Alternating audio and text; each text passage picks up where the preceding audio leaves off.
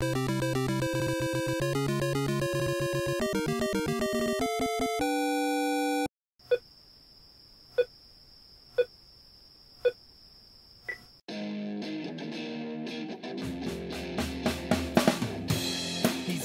take you back to the past to play the shitty games that suck ass. He'd rather have a buffalo take a diarrhea dump in his ear. He'd rather eat the rotten asshole of a roadkill skunk and down it with beer. He's the angriest gamer you've ever heard.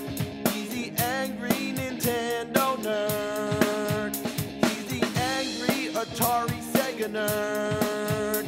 He's the angry video game nerd.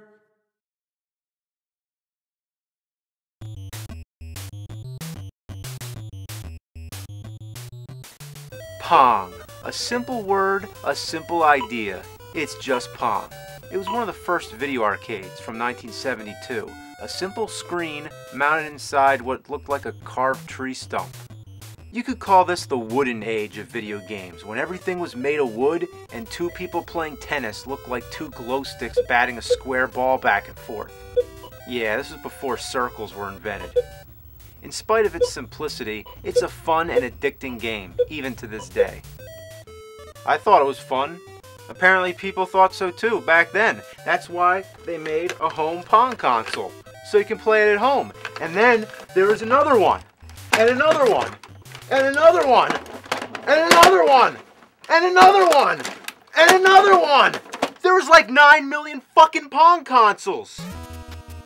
A Pong console can refer to any game system made in the 70s that didn't utilize cartridges. Instead, they had one built-in game, which was Pong. Sometimes they included different variations, certain kind of updates, but it's mind-blowing to think that such a simple game could have inspired so many pieces of hardware to play it.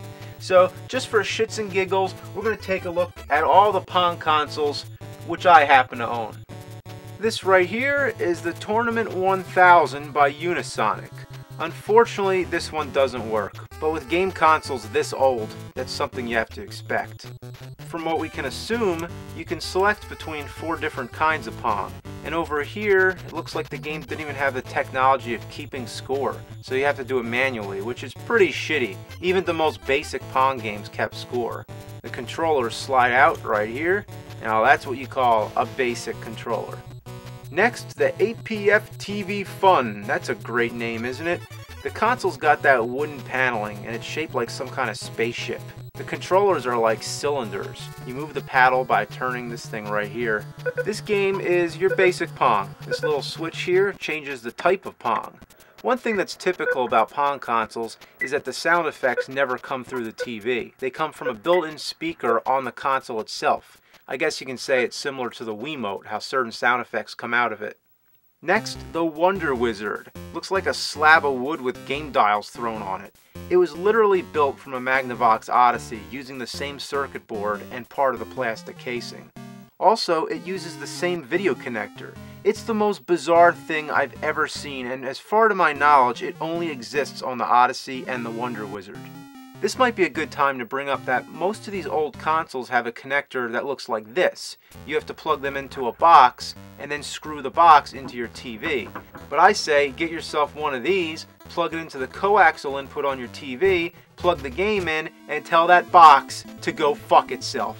However, the Odyssey and Wonder Wizard, with this fucking weird shit, you have no choice but to use a box. And even worse, it has to be a special box that takes this crap.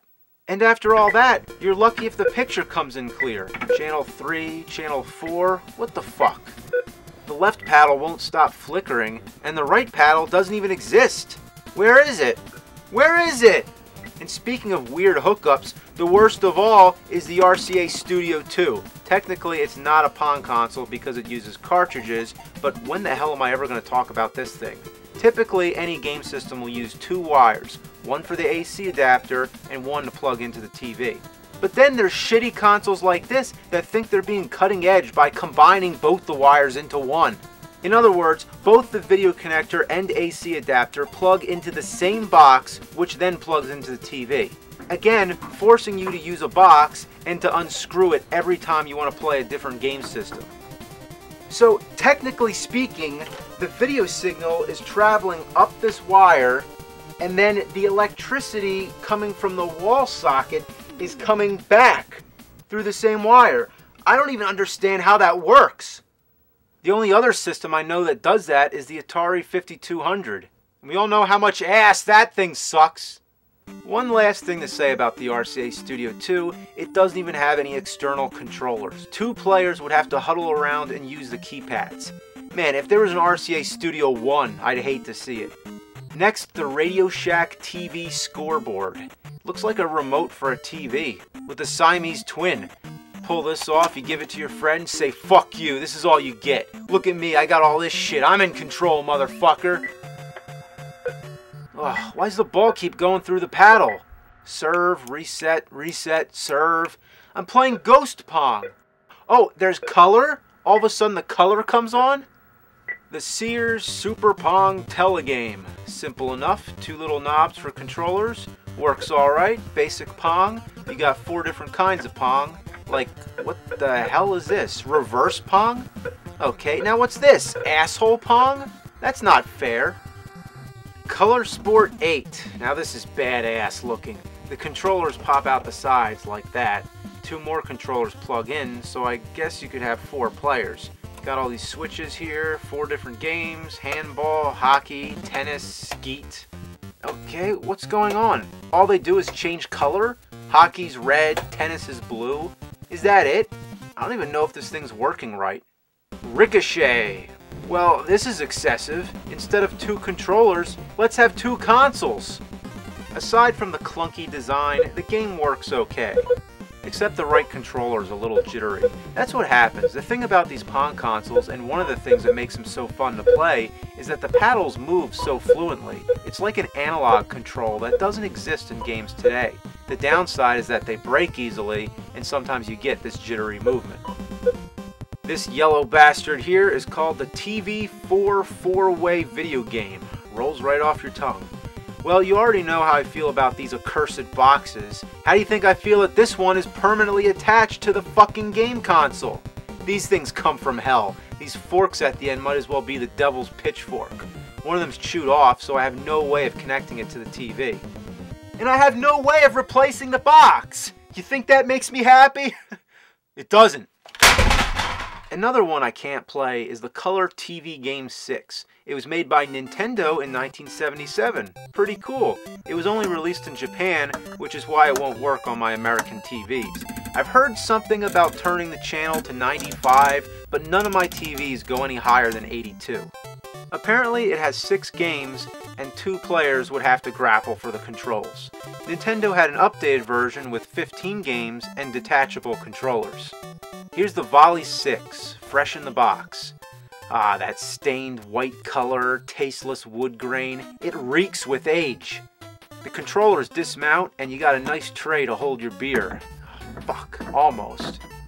The games are pretty typical. It's your average Pong, with one exception. It's got some gun games. I don't have the gun that goes with it, but as you can see on the box, it was some serious shit. This is an example of a Pong console that uses batteries. That's another thing I need to mention. It's always C batteries, but you have the option of using an AC adapter. Now, tell me, what would you rather do? Run to the store to get some C batteries to play your Volley 6? Or just plug it in the wall? The only problem is that a lot of these Pong consoles did not include the AC adapter. Now, I don't know if that's because people lose them or they break, but judging from the box and just the fact that batteries are an option, I imagine a lot of times they didn't include it. Now, what are you going to do with batteries? Play it at the fucking beach? Did Pong consoles have some kind of deal with the battery companies to sell more fucking batteries?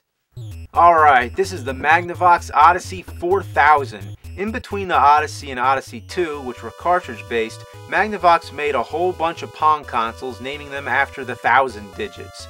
The biggest innovation here is that you can move in any direction, rather than just straight up and down. The Fairchild Channel F was another innovation. It's a cartridge-based console, but it includes a great Pong game. The controllers were the most complicated yet, and it takes some time getting used to, but when you do, it's awesome. Rocking the stick moves the paddle in any 4 directions. Twisting and turning changes the angle the paddle's facing. Pushing and pulling moves the goalie up and down. If you play with a friend, it makes for a busy and intense game of Pong. This is the Coleco Telstar. Once again, the controllers are built on the console. There's 3 settings: tennis, hockey, and handball. It's another basic Pong console. At last, we have the Coleco Telstar Arcade. Look at this mess. A steering wheel? A gun? What madman came up with this? Believe it or not, it actually uses cartridges. Have you ever seen a cartridge like this? A silver triangle that snaps onto the top of the console? On one side, you have a regular Pong game. On the other, you have a racing game. The lever controls your speed, and the wheel steers your car vertically on the screen. It's kinda cool. The gun game is like trying to shoot falling stars. It's impossible, but the gun's probably broken, so who knows. Well, that's Pong for you. All these different consoles goes to show how such a simple game could become such a hot-selling franchise. I could see people thinking 30 years ago, wow, Pong, this is where it's at. It ain't gonna get any better than this. Now what's this here? This Xbox 360? Some modern game system? I don't know. Maybe it has advanced graphics. Might even be in color. Let's check it out.